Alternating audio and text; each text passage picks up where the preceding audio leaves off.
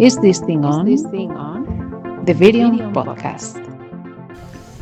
Hola, ¿qué tal? Muy buenas, bienvenidos, bienvenidas al segundo capítulo del podcast de Virion. ¿Qué es Virion? Un proyecto de investigación, un proyecto internacional financiado por la Comisión Europea, Erasmus+, con el propósito de promover la realidad virtual, el uso, de la realidad virtual en entornos educativos. No solamente promoverla, sino también, sobre todo especialmente, investigar su integración en las aulas.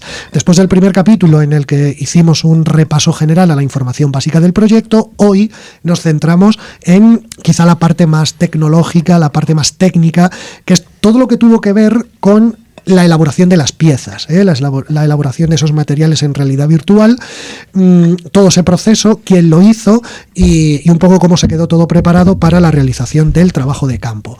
Con los IPs del proyecto, Marina Santín, Ricardo Roncero, muy buenas a los dos. Buenas, hola, ¿qué tal? Bueno, contadnos, lo primero, trabajo previo. Antes de la realización de las piezas hubo que hacer un trabajo prospectivo, un trabajo de investigación para detectar las necesidades de los centros educativos, las necesidades de las escuelas, las necesidades de los profesores en materias STEM con el propósito de realizar estos materiales, ¿verdad?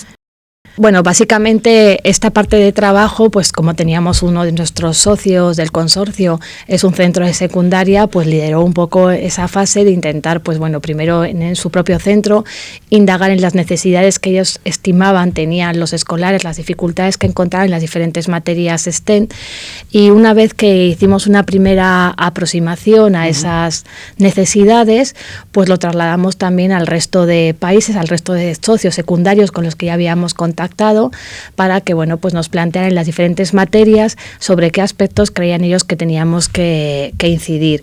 Y bueno, pues así, no sé si queréis que os lo contemos ahora o más adelante, pues por ejemplo en el campo de la biología entendían que a lo mejor pues en la constitución de la célula, un poco pues cosas que a lo mejor no se pueden plantear en clase de manera tan clara o que un dibujo no puede ofrecerlo de manera tan clara, pues en ese caso lo hicimos, la pieza se centró en la célula y pues un laboratorio para que vean los diferentes elementos que configuran la propia célula, los rasgos que tienen, cómo se compone, y la verdad es que resultó interesante. O sea, básicamente eso, en todo el proceso, pues todos los centros, todos los profesores han estado implicados y además, bueno, luego también tuvimos una actividad en la que nos reunimos con todos los profesores de los diferentes países aquí en Madrid y fue un momento de intercambio muy importante también para hacer una primera valoración de las piezas y modificar todos aquellos aspectos o elementos que desde el punto de vista formativo pues consideraran que no eran correctos, se podían mejorar, incluso cosas a lo mejor como la luz, la estética, para que las piezas a lo mejor fueran más interesantes para el alumnado femenino, porque también nuestros objetivos pues dentro sabemos que muchas veces pues hay abandono, hay más abandono en materias STEM en las chicas, en las niñas que están estudiando, y por lo tanto pues a lo mejor en algunos compañeros profesores nos situaron sobre eso, a lo mejor que los vídeos fueran más atractivos para ese colectivo. No sé si te he respondido. Importante, disculpas, también es añadir que se hizo en dos etapas diferenciadas. Por un lado es la que ha comentado Marina, donde se habló con los profesores directamente para ver qué temáticas son las más adecuadas, pero también hubo un estudio donde se habló y se entrevistó tanto a personas académicas vinculadas con la realización de contenidos en VR, como a profesores que ya han trabajado con VR para ver qué problemas habían tenido, qué necesidades. Se hicieron entrevistas, varias, por distintos países, y de esas entrevistas y estudios se sacaron conclusiones que se han aplicado a las aplicaciones, ¿no? Por ejemplo, como ha comentado Marina, aplicaciones que aportaran cosas que no se pudiesen presentar de manera sencilla en un televisor, en una pantalla bidimensional, o que simulasen virtualizaciones de, por ejemplo, experiencias o laboratorios, que fuesen un paso más allá de algo que simplemente pues se puede ver en una pantalla. Aquí había un elemento absolutamente fundamental que es lo que justifica, en parte, ¿no?, lo que justifica el haber realizado este tipo de consultas previas y este tipo de trabajo de investigación para detectar las necesidades, que es que, claro, estos materiales, el contenido del material en realidad virtual necesariamente tenía que conectarse con el currículum educativo en estas edades, ¿no? Es decir, estamos hablando en chicos de 14 a 16 años, además en diferentes países donde a lo mejor se llevan ritmos diferentes. Por eso era absolutamente fundamental realizar esta consulta inicial, ¿verdad? Así es, y fue todo un reto. Parece sencillo sobre el papel, pero fue un poco más complicado. Tuvimos que llegar a lecciones un poco más estándar, más generales. Sí, encontrar el mínimo común denominador, ¿verdad? Exactamente. Para encontrar aquella temática que pudiese ser aplicable a la mayoría de los casos o a todos los casos.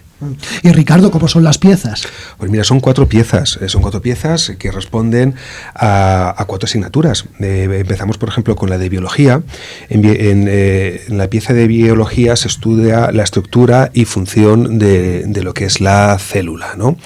Se convierte, el alumnado entra dentro de un laboratorio en la que tendrá que explorar aquellas partes que conforman esta célula y crearla en tres dimensiones.